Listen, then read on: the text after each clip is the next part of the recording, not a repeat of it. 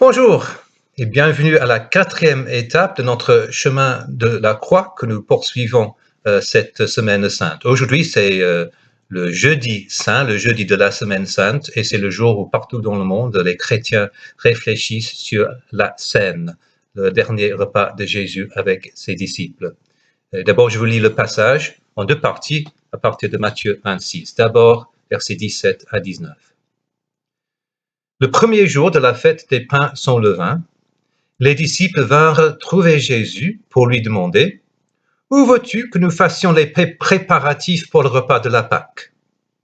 Il leur répondit « Allez à la ville, chez un tel, et parlez-lui ainsi. Le maître te fait dire « Mon heure est arrivée, c'est chez toi que je prendrai le repas de la Pâque avec mes disciples. » Les disciples se conformèrent aux ordres de Jésus et préparèrent le repas de la Pâque. Et puis, verset 26.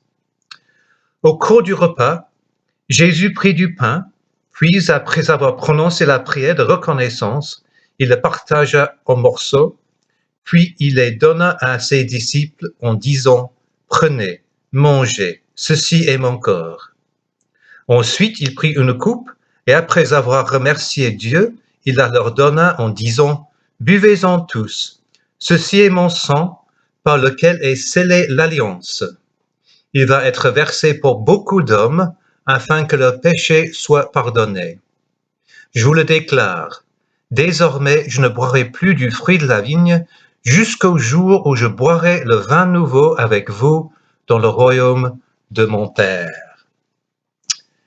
C'était un moment de la plus grande intimité entre Jésus et ses disciples, un repas partagé entre amis, mais en même temps, on sent l'ombre de la mort qui plane au-dessus de l'événement. Et en fait, c'est difficile pour nous de nous mettre à la place des disciples. Pour nous, ce sont des paroles tellement familières qu'on a du mal à vraiment imaginer le moment où les disciples les entendaient pour la première fois. Qu'est-ce que ça leur disait quand ils disaient « Ceci est mon corps, ceci est mon sang versé pour vous ». Est-ce qu'ils commençaient à comprendre que effectivement Jésus allait mourir? Je n'en suis pas sûr, mais peut-être ça commençait, l'idée commençait à faire son chemin dans leur esprit.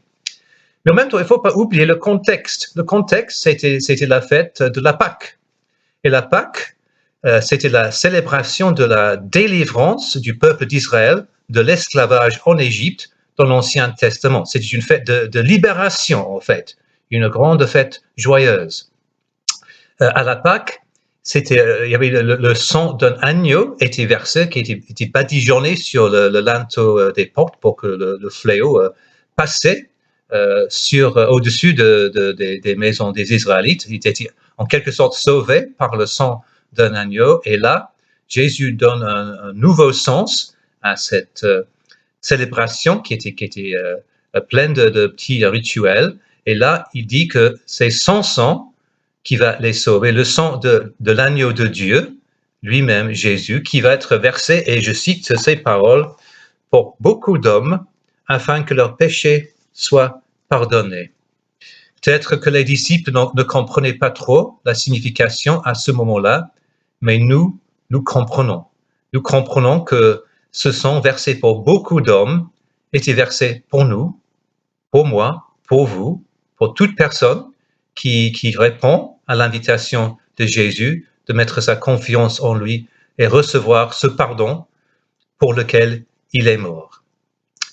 Le chant que je vous propose ce matin, c'est un autre chant de Graham Kendrick, Roi serviteur, qui reprend les paroles de Jésus plutôt en Matthieu 28, où Jésus dit « Je ne suis pas venu pour me faire... » Pardon, je recommence. « Le Fils de l'homme n'est pas venu pour se faire servir, mais pour servir et donner sa vie en rançon pour beaucoup. » Profitons de ce chant pour remercier le Seigneur pour son amour, pour sa grâce, pour son humilité et surtout pour sa volonté de verser son sang pour nous, pour que nous puissions recevoir ce pardon de nos péchés.